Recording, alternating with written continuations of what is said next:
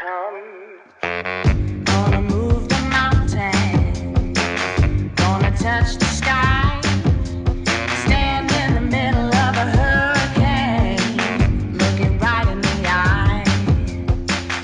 Ain't nothing gonna hold me down. Get ready, 'cause here I come.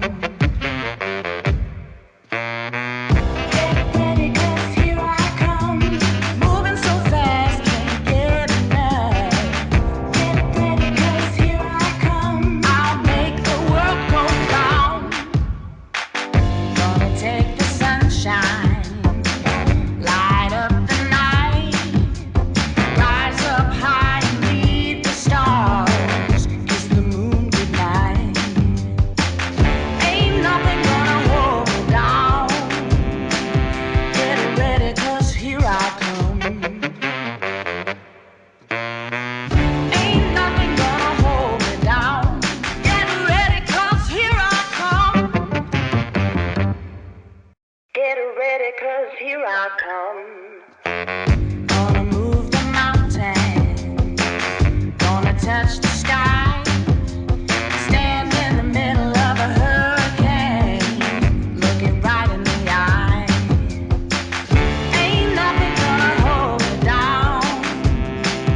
Get ready, 'cause here I come.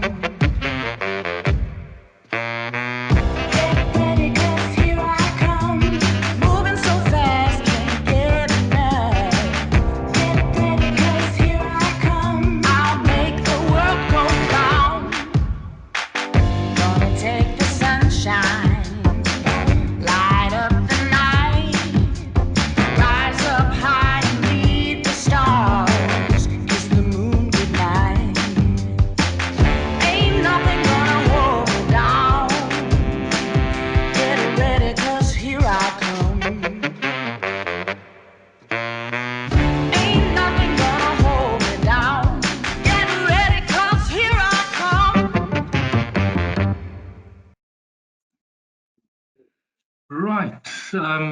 Well, on behalf of SAIA Practice, a warm word of welcome to all SAIA members and friends of SAIAshare, especially those of you who are attending for the very first time.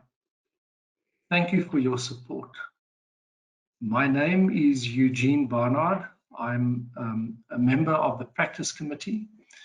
And today, Phil Mashabane is my host. Welcome, Phil. It's a privilege to have you with us today. With us is Corina Gibson, who you by now know very well. She's from ECPD, and she's our left hand and our right hand. And then we welcome back from our sponsors, Duravit, Angelique Pillay. Angelique, thank you very much for coming on board again this year. You were a loyal supporter last year, and we are grateful to you. For those of you who are attending SAIAshare for the very first time, you will know that, or at least for those of you who've attended SAIAshare before, you will know that we have two power-packed presentations ready for you, as we do every first Friday of the month. In the second session, we will be listening to Padi Mabe, and you can look forward with anticipation to his presentation. Phil will be introducing him just a little bit later. But in session one, we are privileged to have with us Andre Nel, the founder of EcoV. He's a professional engineer and has agreed to share his engineering knowledge and experience with the architectural fraternity. Andre, in anticipation, thank you very much that you as an engineer are willing to share with us as architects. I got to know Andre a few years ago when I personally was in need of a solution following my ESCON-related dilemma and I realized the potential of having Andre speak to us as architects. As you see, Andre is an inventor of award-winning green tower technology. He holds a master's degree in electronics and software engineering from the University of Pretoria, and also did training in Germany. He's the recipient of several awards, local and international, including recognition as South Africa's energy efficiency champion. I have no doubt that you will receive something that you can take away with you after today's presentation. So, Andre, it's over to you. Thank you very much. Thank you very much, Eugene. It's a great pleasure to be talking to everyone today. Let me just go directly over to the presentation. Can you see me properly? Yes, there we go. The title of today's talk is Sustainable by Design, and this is specifically aimed at architects, because I see that I believe that architects are really the curators of the future when it comes to design of the environment. And it's a great pleasure to be able to speak with you today. So as Eugene reminded us, yes, everybody has problems with electricity and water utility supply. We're experiencing shortages, load shedding is a big problem, but not only that, obviously municipal infrastructure is also collapsing. So many of the problems we find are related to poor maintenance. Coupled to that, obviously, is utility price increases, which are higher than inflation and affect affordability for everybody. But there's also impacts property developments where municipalities do not have capacity. Solar technologies offer a viable and sustainable solution. So if we look at what solar technologies are about, typically we're looking at light energy on the one hand and heat energy on the other.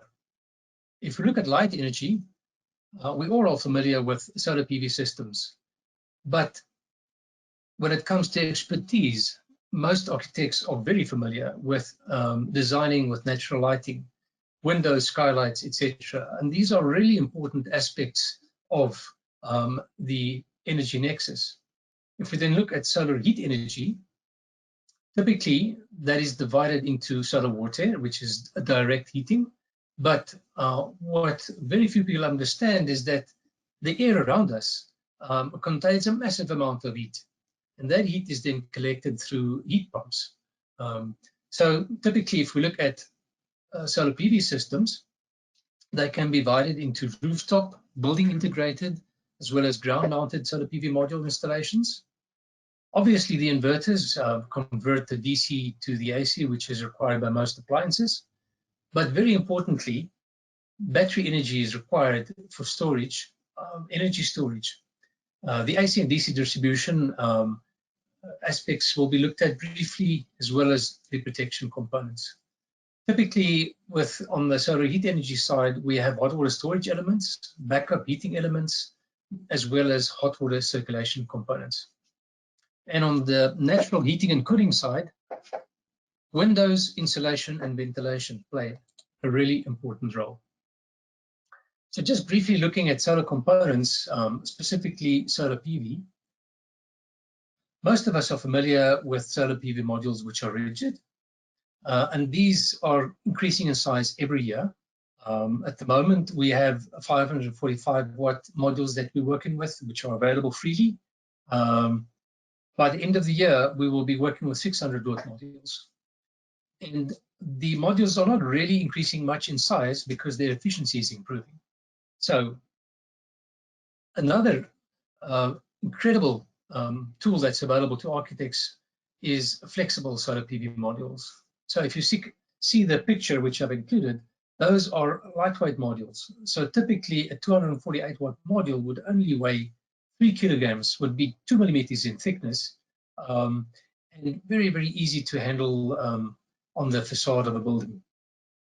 If we look at inverters, we typically have grid-tied inverters, which are able to connect to the grid and feed directly into a building or into the grid. However, they would only be able to provide as much as is allowed. That means where you do not have a agreement with the municipality or with Eskom, you are not allowed to feed energy back into the grid. And that energy would then be wasted. A way for us then to store that energy is to use batteries. What's really important is the advent of lithium batteries. What's great about these batteries, it's an intelligent piece of equipment. It's very durable with battery management systems, which are really becoming advanced, with designs lasting between 6,000 and 10,000 cycles, which means that we can expect up to 15 or 20 years out of a battery pack. Whereas with lead acid, we were very lucky to get 5 years. And the pricing difference has increased dramatically. If we then look at AC and DC distribution, what's important there is that the distribution boards are required both on the DC side, which is the solar PV side, but as well as on the AC side and the cabling. Connected to these are protection circuits, typically circuit breakers and fuses, but then also, very importantly, surge protection devices are required. If you look at solar water heating, solar collectors can typically be divided into 2 types, a flat plate collector or evacuated tube collector.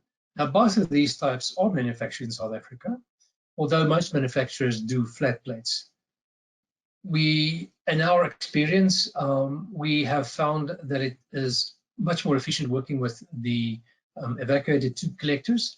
They typically are able to react much better in cloudy conditions and in winter, and are much more efficient. If you look at hot water storage, most small systems use standard geysers up to 200 liters. However, with solar water heating, it's really important to have more energy storage available. So we recommend using 500-liter storage tanks. This is a picture of a 500-liter storage tank. But these tanks can become really large, as big as 5,000, 10,000 liters. Up to 5,000 liters is quite freely available, depending on stock availability. Larger size tanks need to be ordered way in advance and then are manufactured for projects. Then if we look at backup heating elements, this is a really important factor of solar water heating. Typically, the solar fraction or the amount of the hot water supply that can be provided by solar hot water collectors is around about 60%. That means about 40% of the heating is provided by backup heating element. Now, these typically are resistive elements. However, if we look at the new generation of positive temperature coefficient ceramic elements, this is a picture, they're incredibly nice to work with. It's the first element that comes with a warranty of 3 years. And what's really important is it's got a stainless steel cover, which covers the ceramic elements. And this is very resistant to hard water. So what's beautiful about this element is that when you're using borehole water, you don't have to worry about classification of the element and the element shorting out. Hot water circulation is a really important element of solar water heating, and we typically use solar controllers with temperature sensors to manage a pumping of water from the solar collectors through to the tank. And there's typically a delta T, a difference in temperature. Once the solar collector is hotter than the tank, the pump will switch on, pump the hot water through into the tank. Typically at night, when the collectors are colder, the circulation will stop. Then if we look at heat pumps, what's great about heat pumps is that they're able to harvest the energy in the air very, very efficiently. However, they need a continuous supply of electricity. So that needs to be taken into consideration.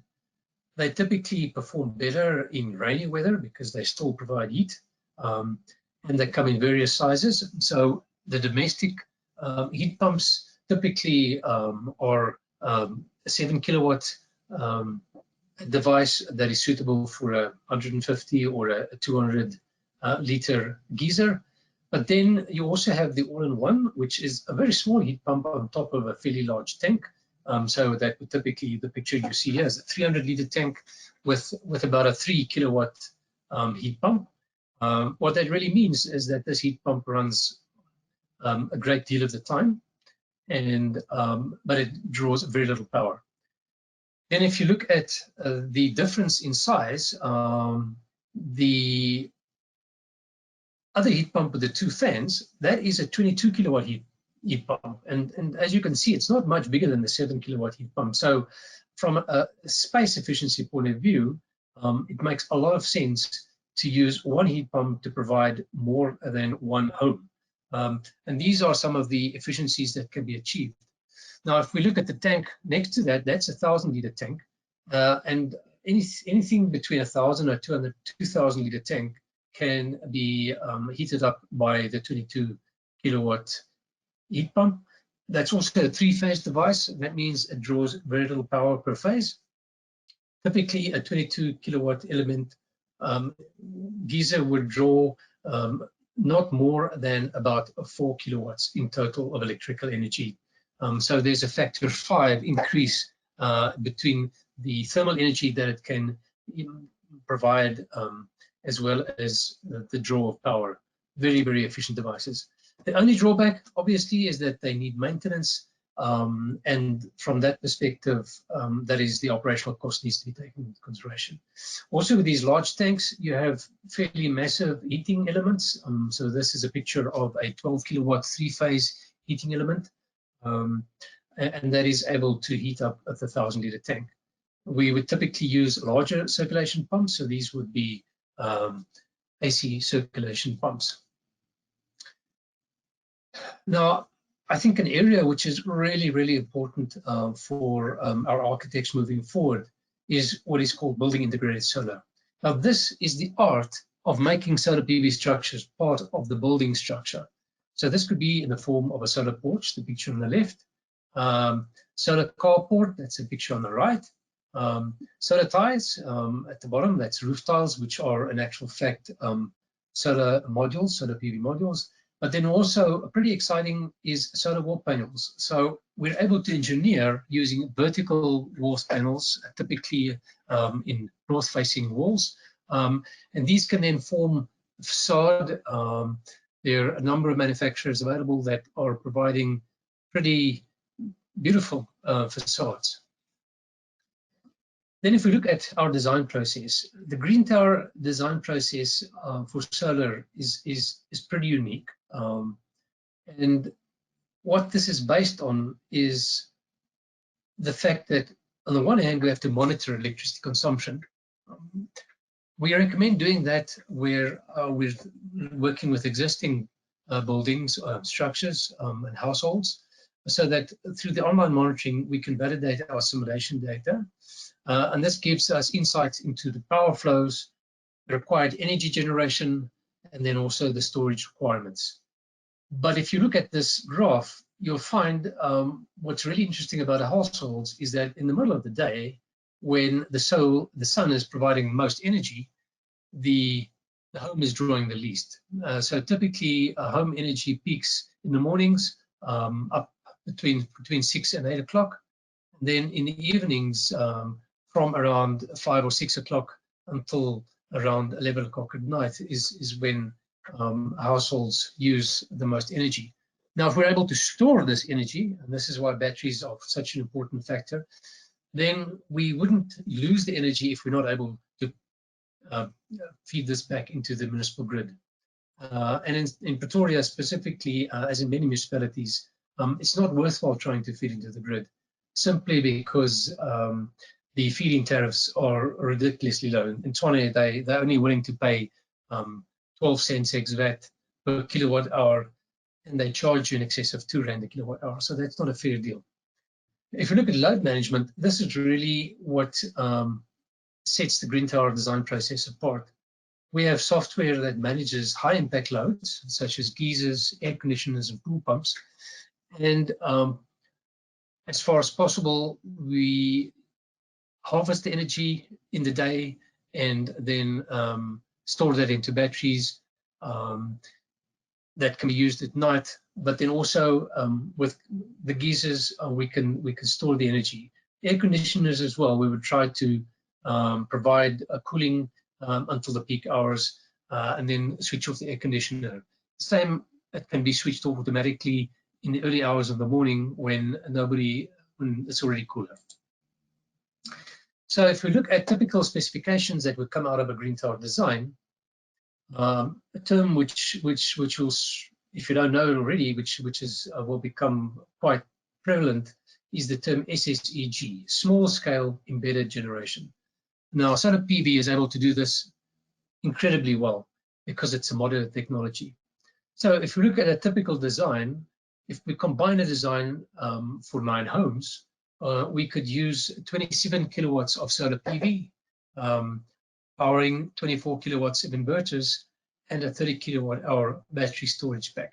Now this would provide more than 90% energy for most small, medium homes, especially if we combine the water heating either with solar or solar heat pumps.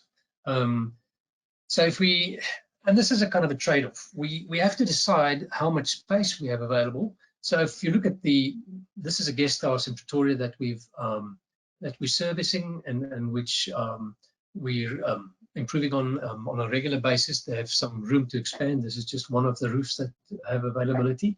But this is an interesting roof because on the single roof we have solar collectors, evacuated tubes on the left. Then we have a skylight, which is very, very effective. And then we have solar PV modules. This already addresses quite a number of the points. And in our case here, we've decided to use solar collectors. So we have a 500-liter tank below the collectors, and it's a really, really efficient system. It's got a 5 kilowatt backup heating element, and it works really well. We've done other designs where we typically look at a centralized hot water pre-feed. We're using a 22 kilowatt thermal heat pump that then feeds 1,000 liter hot water storage tank for 9 homes. We would then fit each home with a 100-liter geyser and a 2 kilowatt backup heating element per home. And the switching on of these elements would be in backup mode, would be carefully monitored. And the idea is to circulate water through from the 1,000-liter tank through all 9 geysers on an intermittent basis, using very well insulated piping. So insulation is really important in this design. So then if we look at what green tower technology is all about, we've integrated solar energy and sustainable water heating with loads which are monitored over the internet and managed by software.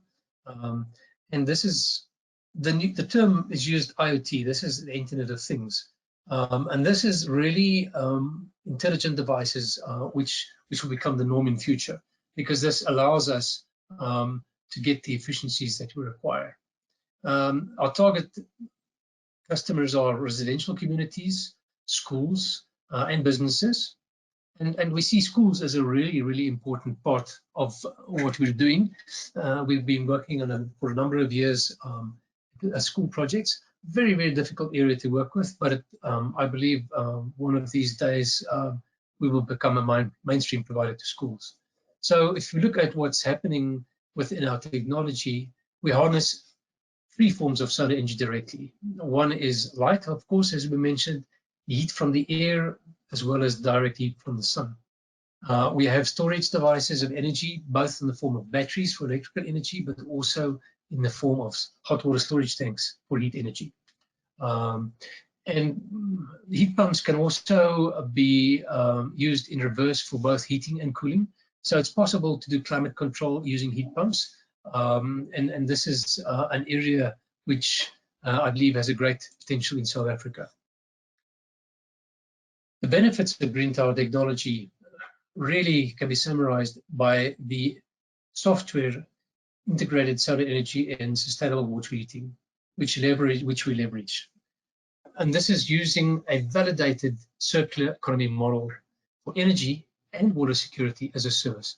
Now, we believe this is the future of what we need to do to provide households and everyday consumers with solar. What's also amazing is that we're able to save up to 90% in utility supply. This is a factor 10 saving, and this is a crucial part of moving forward to provide energy and water security as a service. Now, what's also helping is the fact that new regulations have provided license exemptions, and renewable electricity supply can now be done to multiple customers from a single point. And this is something that we'll be exploring quite soon in some of the projects that we're doing. If we look at accomplishments so far, what we have with the 30 green tower installations to date, we have included some pretty significant customers, the South African Women's Federation, SAIAshare, which is a part of the Old Age Home Group, the Pole Property Group, Vineyard Vineyards, AB InBev, etc. We've also been very fortunate to have won a number of grants from the Royal Academy of Engineering in the UK, which has enabled us to develop an online learning and solar technologies platform for typically entrepreneurship, and we've based it at schools. So we've been working with TUT and Coventry University, and this also formed part of the prototype green tower microgrid that we installed at Wismut High School. We also won a grant to market green tower microgrid to schools in 2021. It was a really tough year with COVID, so we had to come up with all kinds of innovative ways of engaging with schools. Over the years, since 2014, when we launched, we were able to, okay, so I see we've run out of time. Thank you very much for the opportunity. And Eugene, I think what we'll do, if there's any questions, please forward them on to me and I'll respond to them by email. Thank you. Great. Andre, thank you very, very much on behalf of all the attendees for sharing your experience over the past years and knowledge with us. Much appreciated. And I think that the bottom line really is, as architects, we think of going green by just putting PV panels on the roof and introducing a heat pump, but there's a lot more to going green than just that. But we thank you. And so, colleagues, that brings us then to the next short session. We are indebted to our sponsors, Duravit, for their support to make this event available free of charge to everyone. So we're going to ask Angelique. Angelique, over to you. I understand we're going to be looking at a video or two. Thank you, Andre.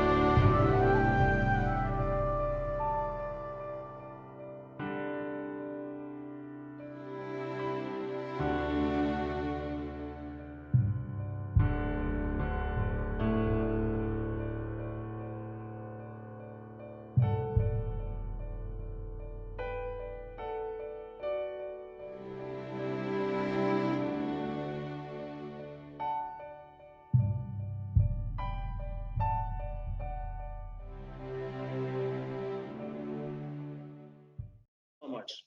Can we move on to the next stage? And I'd like to thank Juravid, and particularly having extended their invitation to their guests, the Honorary General Secretary of the Nigerian Institute of Architects, Architect Chike Ibenao, and other guests from Nigeria, and perhaps all over the world who've accessed this.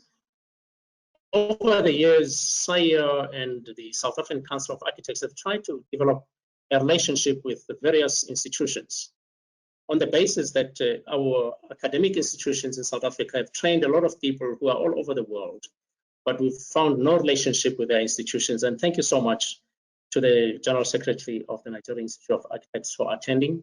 And we hope that we'll spread the gospel that these platforms are very invaluable to everyone else who wants to make the intervention on the landscape. Thank you. And now, ladies and gentlemen, if you could allow me now to introduce our next speaker, Mr. Padimake, who is a professional architect, and he's a lecturer at the University of the Free State. And of course, after completing his master's degree with cum laude, he ventured further like anyone else who wants to test his knowledge in the industry.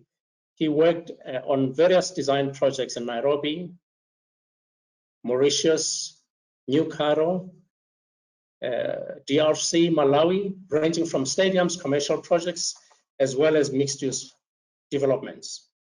And of course, Mr. Padimabe is a PhD candidate. And through research, he's going to demonstrate his exploration of his design-led patience and interdisciplinary discourse that contextualizes the episteme of African imagination in narrating the utopia of public spaces. Now, of course, that's a very cumbersome thing because which is going to present, because what the future is like, can we achieve what is to lead to the utopia suggests in our spaces? And of course, in his journey, as he'll present, he'll do his best, as we know him, to integrate various innovative and experimental methodologies in the pedagogy of architecture. And of course, pedagogy of architecture has been largely restricted to established institutions. Now, with the impact of the 2019 COVID-19 processes that prohibited us to be at established institutions, he's trying to bring forward this immense virtual reality learning, community-based learning that begins to contradict certain things, and as well as collaborative international workshops, wherein people, when they get involved in spaces and knowledge, they need to knit that together to help us understand from the present how we need the future. Thank you. Over to you, Mr. Kadimat. Okay, no, thank you very much for that introduction, Phil. I do think we should give teaching and learning a bit more focus than we ought to give it in the past. So I think moving into the future, there's a pretty big shift that we should adopt. I will start my presentation now, but I will switch off my video. So my talk today is, it's titled Experimental Futures. But what I intend to exhibit, it doesn't necessarily exhibit these futures. It's rather a subconscious proposition that I'm inferring to the industry towards the methodology of thinking that we should adopt as practitioners and as leaders towards transitioning into the future. So in that regard, I think we should maybe be cognizant about how we think towards how we change and transform the industry. So the purpose of this talk is obviously first, it's to exhibit a few things. And one of those things, it's various radical teaching experiments that I have conducted with various other academics, and I've also conducted these activities with other industry leaders. But on the second hand, it's also a proposition, and it's a proposition of a strategy towards incremental change in the industry. So what I will do next is that I will present 3 learning activities that are primarily rooted towards transformative action and community engagement. And each of these learning experiments, they actually illustrate various aspects, and these aspects include the influence of architectural learning on rural development, urban sustainability, skills transfer through architectural learning, and international exposure through collaboration. So the image at the top, it illustrates Dubai and what it was 17 years ago. And the image below, it actually illustrates a small settlement on the outskirts of the Free State province within Central South Africa. But the question at hand that I want to pose is, how do we then adopt and develop various methodologies and strategies from the world towards rural development? And we should not only lean or learn from what others have done, but I think it's also a case whereby we should learn what is currently happening on the margins of how we operate. And at this stage, this is where the first learning experience and experiment comes into play. So the first experiment is called the ACE project. And in translation, it's translated as the architecture of care and engagement. Now, this particular project was curated by Professor Gerard Bosman and myself at the University of the Free State. So this presentation is actually a 2-part series where at the next talk, my colleague, Professor Gerard Bosman, will delve into a bit more detail. So I'll just give somewhat of a summarized version of that experience. So what we did is that we identified various sites and locations within Central South Africa, particularly in the Eastern Free State province, and we tried to find buildings or earth-constructed buildings. Some of them are dilapidated, some of them are not, and some of them contain artistic depictions of pattern making called the tema. And thereafter, it was a process whereby we created a workshop experience between obviously students from the UFS, and we tried to merge with people that are living in the rural Free State. And the purpose of the workshop, it was initially to learn about earth-constructed architecture and art that is designed by women in the Eastern Free State. And concurrently, it was also for us to contribute to rural development in that regard. And in the end, we actually established various relationships with members of the community living in marginal regions. So it was a process whereby we dealt with interviewing the women living in these marginal areas. And this is an image of myself interviewing one of the women. And it was a process whereby we further learned from them how to repair and how to beautify earth-constructed buildings within the Free State. And it was a very rigorous process, and it was very, very experimental, but then it was also eye-opening. So it was various acts of replenishing earth-constructed architecture within the South African landscape. And as you can see, the process is actually very hands-on. So it was a collaborative effort between architecture students from the University of the Free State, but then we collaborated with these women from the Free State. So it was a process whereby we documented various activities, and we actually captured that whole experience, not only as photographs, but then we're in the process of developing an exhibition that I'll talk about later on. So it's actually a process of not only repairing earth-constructed buildings within the rural landscape, but it's also a process of layering earth-constructed buildings with an African aesthetic. So for those of you that are not entirely familiar with the demo, it's actually a textured plasterwork, but it's also in a way, it's symbolic, it's ritualistic, and it's very, very integral to local indigenous cultures. And if you look towards the recent Prize winner, Francis Gehry, you will note that earth architecture is in fact becoming increasingly applicable in contemporary building methodology. So I think we should give it a bit more attention and a bit more integration within how we construct architecture in present day conditions. And I mean, even my own PhD with design is influenced by that relevance of integrating such thinking towards the emergence of a new architectural style and aesthetic. So I'm trying to integrate some of those symbols, some of those thinkings in current day conditions.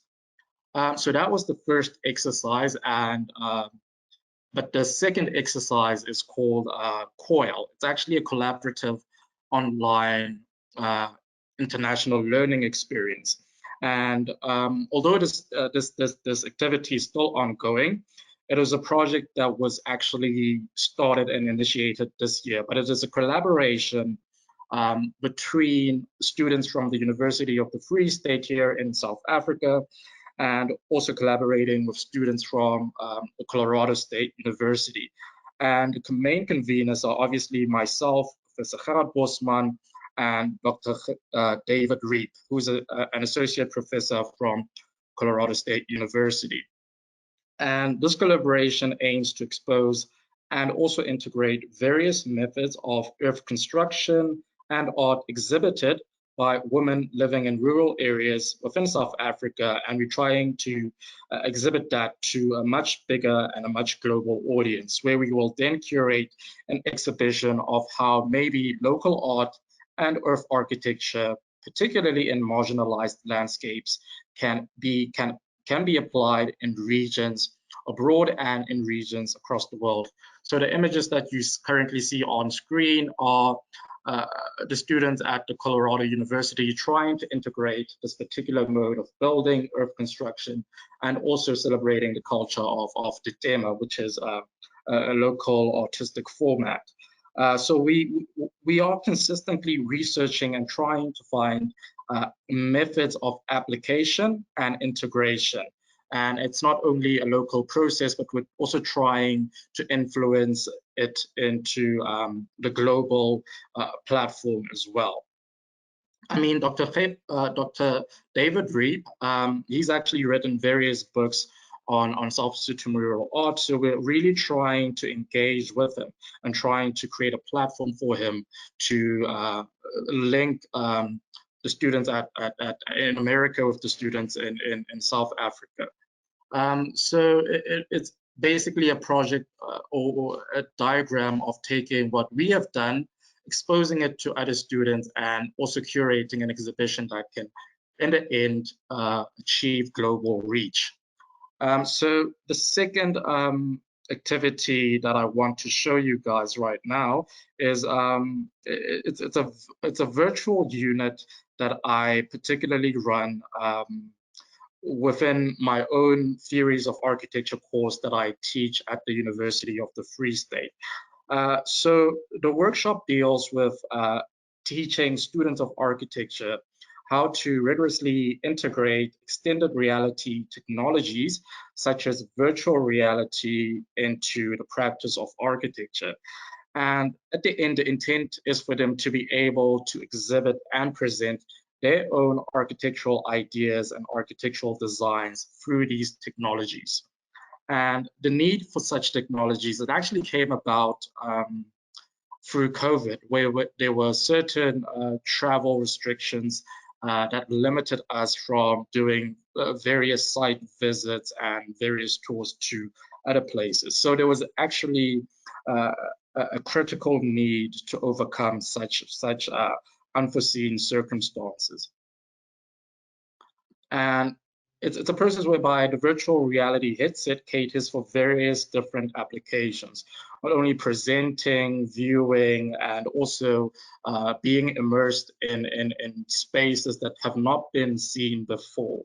So it was a very, very exciting experiment, and the students were also very excited to learn this type of technology, because it's also a technology that is integrated within the emerging fourth industrial revolution, if you think about it. So I did not only teach the students of architecture how to use such technologies, but I also, for my own research project, I tried to expose such technologies to elderly members of the community and other marginalized areas to such technologies, so that they are not left behind in the emerging industrial revolution.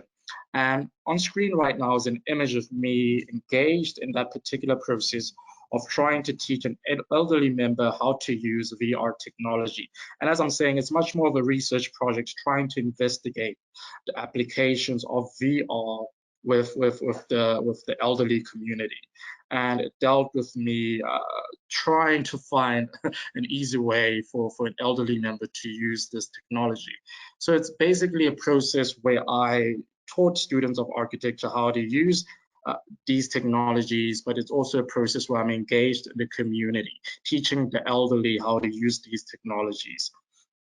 And both experiments or both activities were conducted through a workshop, but then first-hand workshop was me imparting knowledge towards third-year students. And in another sense, it was me imparting knowledge to a marginalized community. But what I aim to do at the end of this year is to develop a workshop whereby, after teaching third-year students how to use virtual reality technologies, is that we can then go into various marginalized communities and not only teach the elderly, but we can also teach primary school children or students, and also high school students, how to use these technologies, so that they are not left behind in the new world that we're heading towards.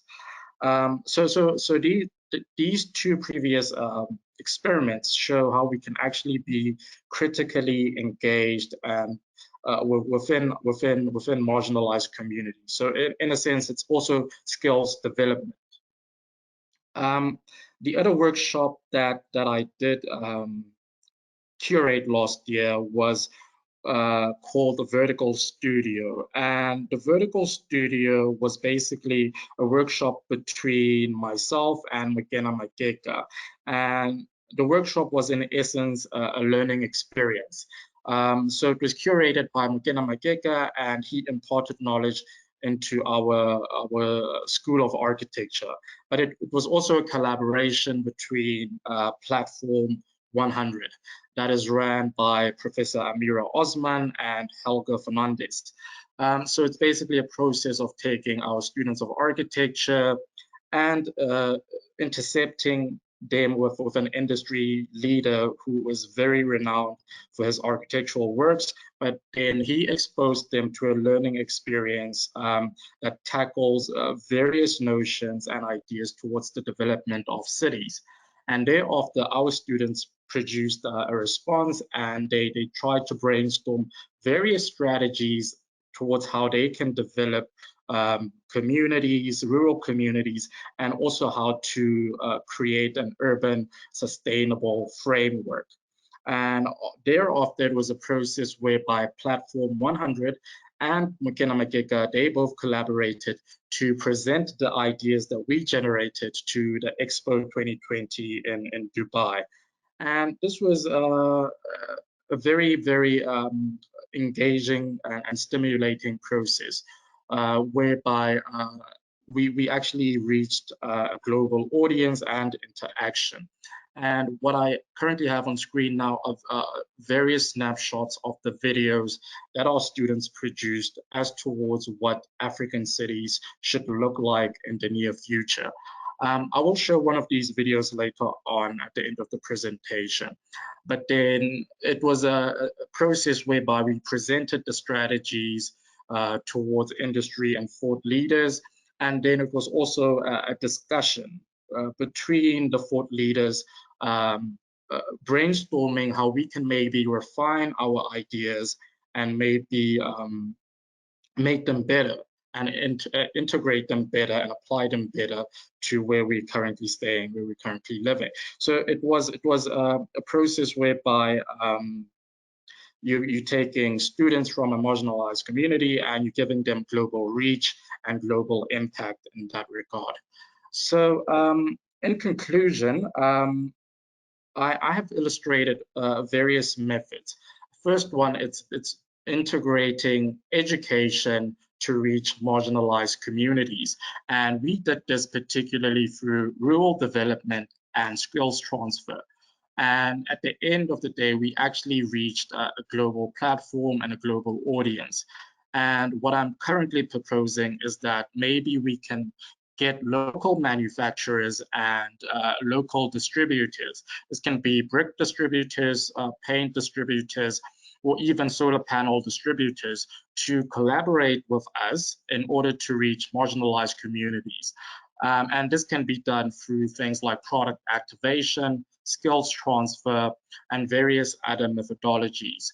But not only am I saying that we should integrate manufacturers, I'm also proposing that we integrate private practices. This can be architectural practices, construction practices, and quantity surveying practices.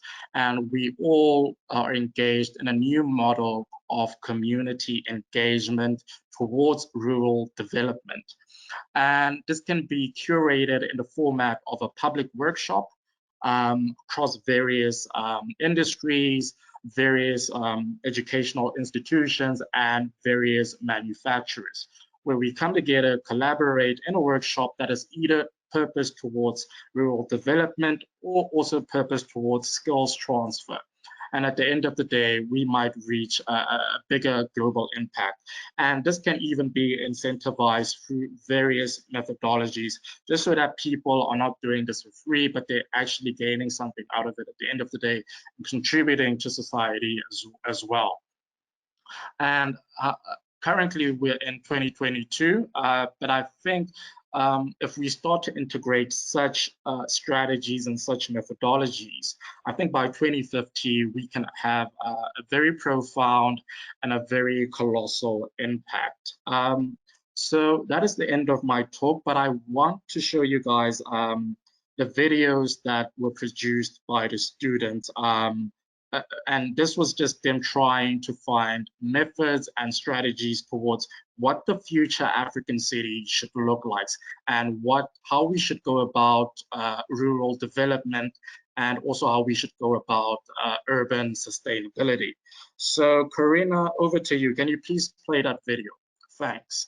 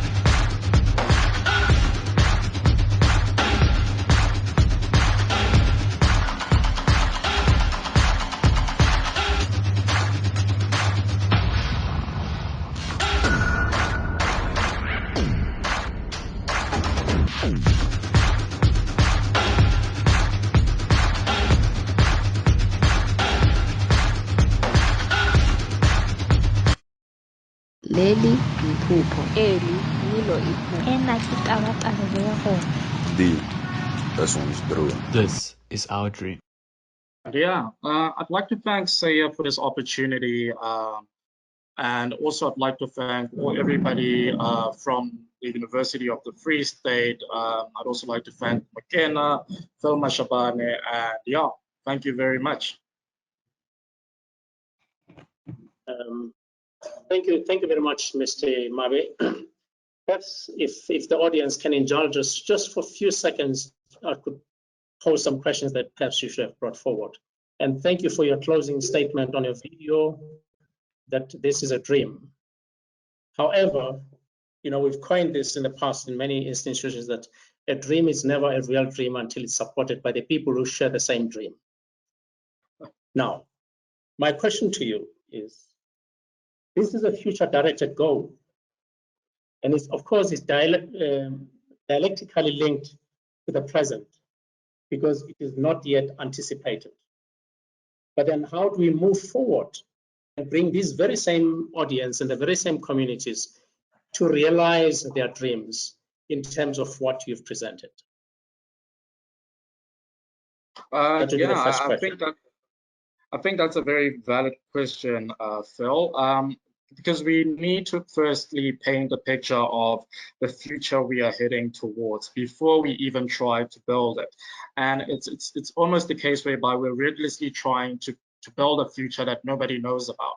So I think we should be, the more that we are engaged in communities, the more that we are a much better integrated society and an integrated industry.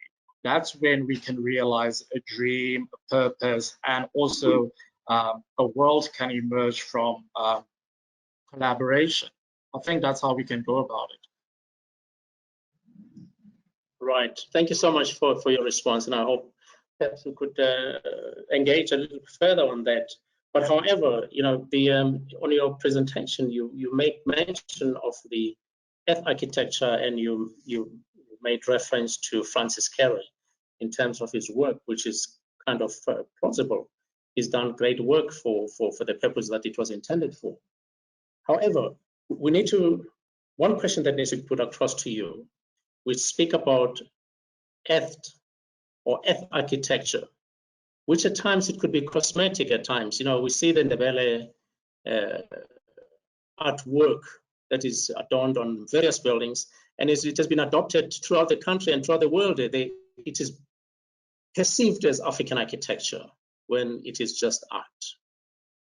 But then we've got other elements in our space whereby we begin to use the earth, you know, the rammed earth morphologies in building certain buildings, particularly in the rural areas where they've never had an opportunity to have any other means to build. And how do we begin to merge those and bring them onto the current situation, that which could begin to create certain influences in our cities? Our cities are so sterile. Anything that you bring in that is deemed to be rural, it would be seen as rural, not as a piece of an intervention. How would you engage with it? Let's bring it into that step. I'm glad by your question, and I'm very glad that Francis Carey actually won the Pritzker Prize, because what is essentially happening is that there is a shift in the perspective of earth architecture and Ditema architecture in general. So it is basically a process whereby we need to create a shift in the perceptions of that type of architecture, and we need to implement it in a way that is very, very attractive, not only to the users, but to other people as well. And we as I'm saying right now, it starts with the youth as it is. If we can transform the minds of the youth in order to see that architecture in that particular way, I think the buildings that we will start to construct will actually try to integrate that kind of architecture, and it's very incremental, not something that's going to happen overnight. I think it starts by Francis Carey being awarded the prize, and it starts with one building, then it starts with two. Essentially, there's going to be 10 buildings, and then there's going to be a whole city of these kinds of marvelous architecture, and then it will become much more attractive. The other thing that we're trying to do is that we're trying to develop another shift from how the rest of the world is doing things. And I think this is one of those ways that we are trying to develop that shift. So it's in either case, there is a plan in position, and we're starting to experiment with that plan. And I don't know, maybe in 10 years, it might be a whole different scenery of what is the leading contemporary architectural aesthetic. I hope it answers your question. Well, thank you so much. Look, I don't want to dominate this Q&A session, but you know. Oh, can I? Yes, please. Yes, this is a lovely conversation, and I want to thank Paddy for the presentation and stimulating. You know, it's wonderful to delve a bit into the world of the teaching. We and I will announce it shortly. We will be privileged to have Gerard Bosman with us next month. So can I suggest that we park the questions maybe that have come through, with apology that we can't address all the questions, but we need to wrap up. And I suggest then that we carry on the conversation.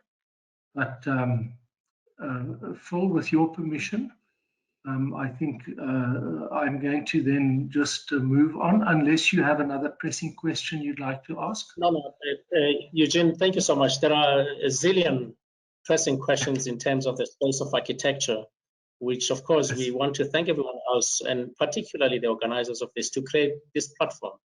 Architects seldomly speak to each other. And this is one fraternity. As a trained lawyer, I've realized that architects are the one society that hates each other. They never want to share information. Everything is placed to their chest. And thank you for this platform. Thank you. You may go ahead, Eugene. Yeah, Right. great. Thank you. And Paddy, thank you.